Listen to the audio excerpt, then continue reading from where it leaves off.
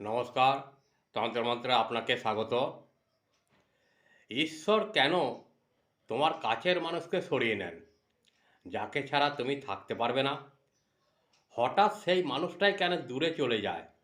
অর্পণের জীবনে একজন খুব কাছের মানুষ ছিল, বন্ধু না, আত্মীয় না, তার থেকেও বেশি কিছু।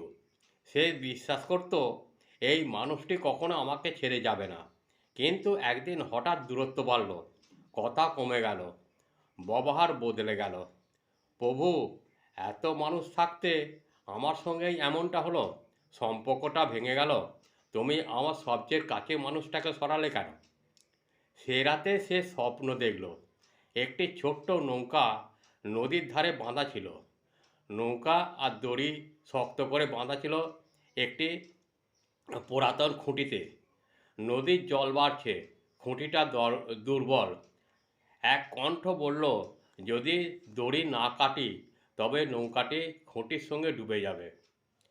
একটি গাছের শুকনো ডাল কেটে ফেলা হচ্ছে।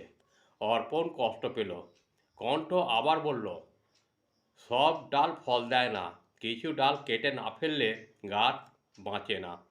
অর্পণ বুঝতে শুরু করলো, সব সম্পর্ক স্থায়ী নয়, সব কাছের মানুষ গন্তব্য নয়।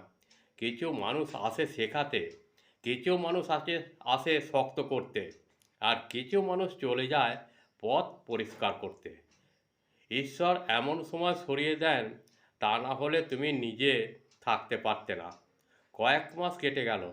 প্রথমে একাকিত্ব, কিন্তু ধীরে ধীরে সে নিজের ভেতরে শক্তিকে সে খুঁজে পেল।